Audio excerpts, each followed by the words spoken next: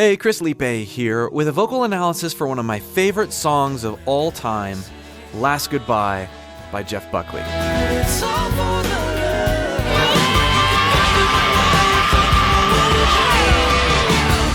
Jeff Buckley, next to Chris Cornell, is probably my biggest influence vocally.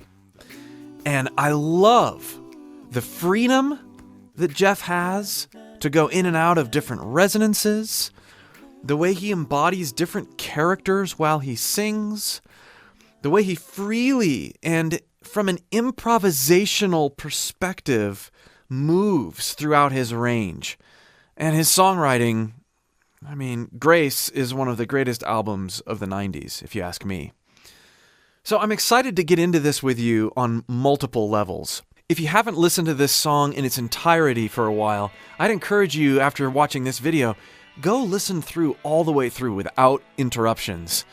And based on what I've said and demonstrated and studied, you'll have an even greater appreciation for this masterpiece. And we're not going for imitating Jeff Buckley, but we can learn a ton about our own voices by putting some of what he does, studying what he does, and experimenting with our own singing. So that's what we're going to do in this video as we pay tribute to an incredible vocal performance.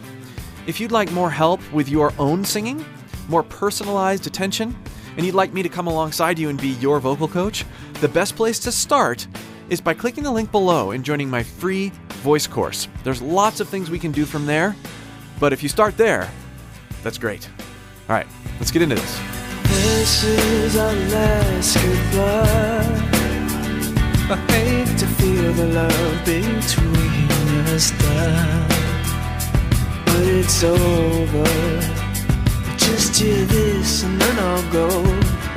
You gave me more to live for, more than you'll ever know. Okay, I want to touch on two things here initially. As he's singing quietly, more than you'll ever know. No, it's not dark. It's not remotely swallowed. Jeff has a higher voice, but if we really hone in on his approach when he's singing low, we have clues into how we too can prepare our vocal posture to sing higher, sort of like he does. More than you'll ever know. More than you'll ever know. There's a little bit of Robert Plant. If you've watched the video I've done on mixed voice where I cover Robert Plant's approach to mix, you hear that in a very subtle way here. He's bringing things very forward, even though this is a low note. No. Of course, I'm really exaggerating, but it's this sort of whined, twanged sound that if we take this up, same posture like this, if we practice it low and feel the resonance and then take it up, we can start getting really, really high with this vocal posture. This is mixed voice. It's one way to access it anyway. But we see these clues right at the very beginning, and really even when Jeff is singing lower. Also, as a side note, I just love the writing on this whole album, the unconventional chord progressions and the way the melodies flow over these unconventional. The melodies are amazing, even though the chords are kind of all over the place. And, parallels to Chris Cornell's writing, and I know they had a bit of a past too. It's just so cool. All right.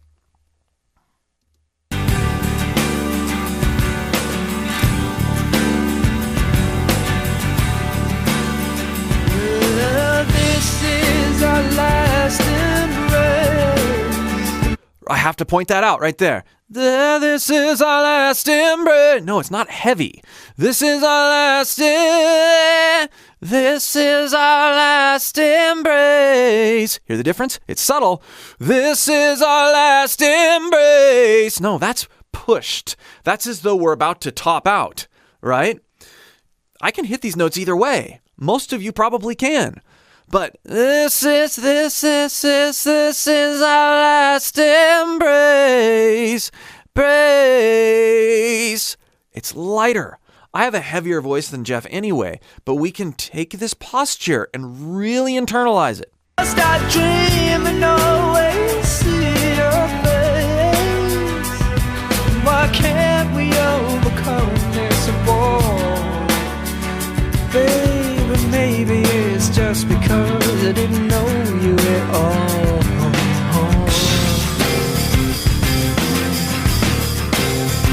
Notice how he does that lowest note. Oh, with that H. Oh, but he still stays very light. He doesn't thicken up at all. And you might say, well, he's just a thin sounding. No, nobody's just anything.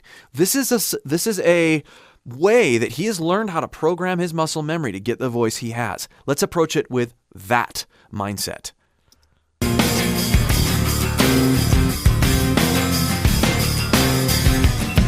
Kiss me, please kiss me. Kiss me out of desire, baby, not consolation.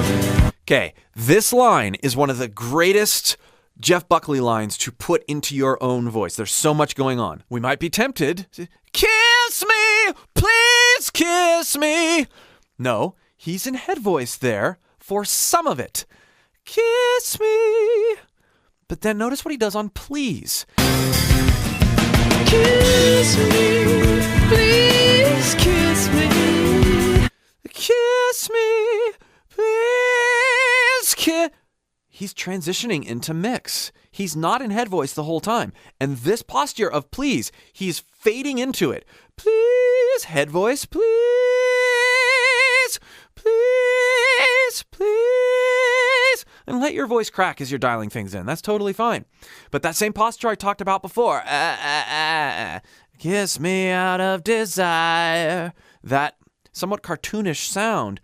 If we can exaggerate that in our lower resonance and then push it up as we blend with our head voice. Kiss me, please kiss me. Now listen to what else he does here. Please kiss me. Please kiss me. Back into head voice. Just kissing that chest voice as he goes back in and allows himself to transition back into his head voice. Incredible. Now this line is even cooler. Kiss me out of desire. Kiss me out of desire. Notice how light. Not kiss me out of desire. No, and also not kiss me out of desire. And it's very much like this. Kiss me, please kiss me. Kiss me out of desire. Notice how much more light that is than pushed. Then we've got that classic push for babe, which is in that same voice, and then he backs off. Babe! Right? Babe! I'm slowing it down, but that's what he does. Out of desire, babe! Okay, last part of the line. Me out of desire, baby, not consolation. Babe, not consolation. There's this sense of conversation after he really targets that high note. Then he goes down and it's just kind of, babe, not consolation. Like that kind of thing. Not consolation. Really conversational. And I really think that he did a good job of targeting certain notes and throwing other notes away. That's what makes the conversational aspect come out so well. And there's more here. I broke down this particular line so much because there's so much going on. But then we have the, makes me so angry. That stuff here afterward that is just, there's so much of what I just did and demonstrated and explored in the rest of the song. So let's keep going and start listening for more of it. Consolation. Oh, it makes me so angry, 'cause I know that in time I'll only make you cry since our last goodbye. He's able to darken up the goodbye. makes me so angry. It's really tempting to be too heavy, but playing with that intentional lightness based off of the twang is really going to help you master really this kind of approach. But you have to be really patient with yourself. I have trouble being too heavy as well.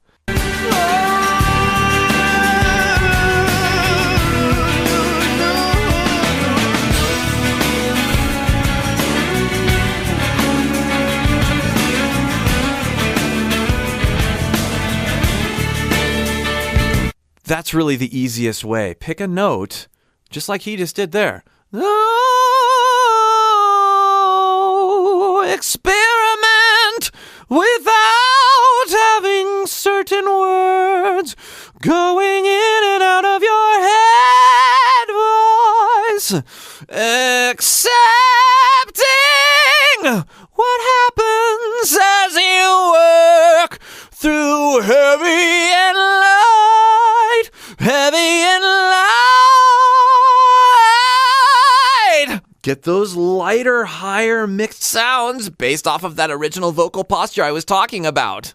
So helpful.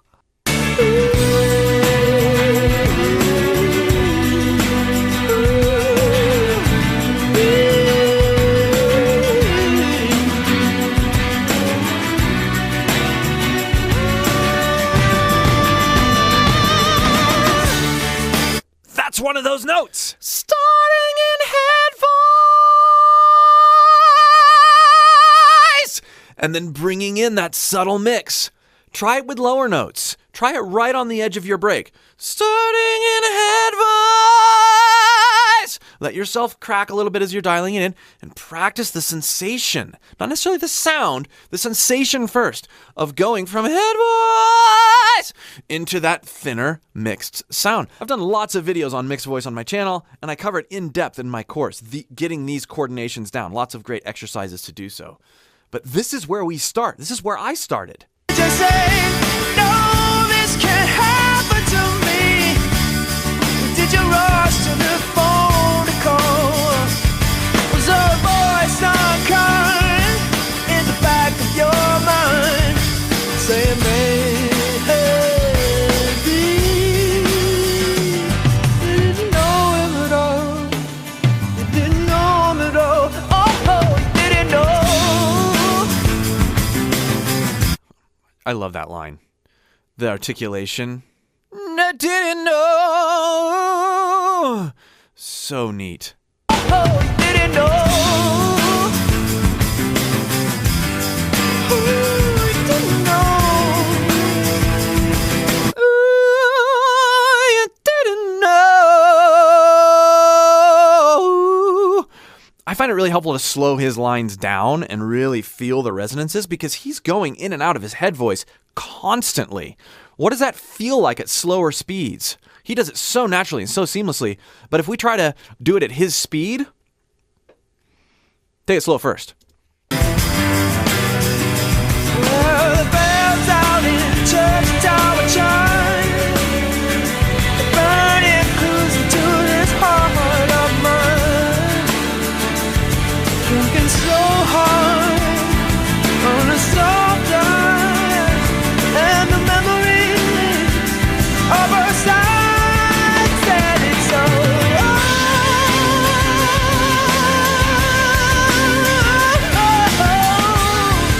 There's another one of those. Oh, you can see his jaw moving a little bit as he invokes his vibrato. That should give you some clues.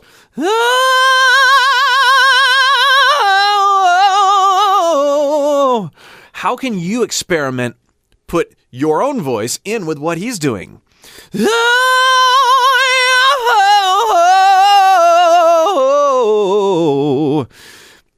Join it with other influences.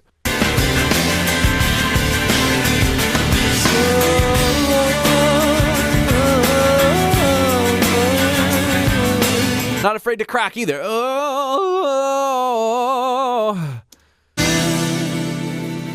This song just gives me chills every time I revisit it. Never get tired of it. Practice speaking this vocal posture if you're interested in putting some of what he does into your own voice before you start singing it. So, oh, it makes me so angry. Don't worry about the notes. And there's also this sense that there's this bit of a plugged up, you British sound. It makes me so angry, like this. Doing that is going to help you place this. I know it sounds weird, but it's going to help you place that posture in this vocal coordination easier if you're doing it without notes first and then doing this sort of British accent. That's going to help you as well. And I've covered this on some other...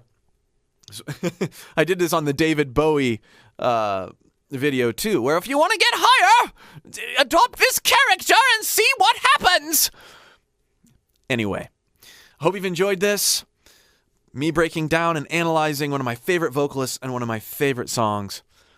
Again, if you'd like more help with your own voice, click that link below. Join my free course if you haven't already. We'll see you for more.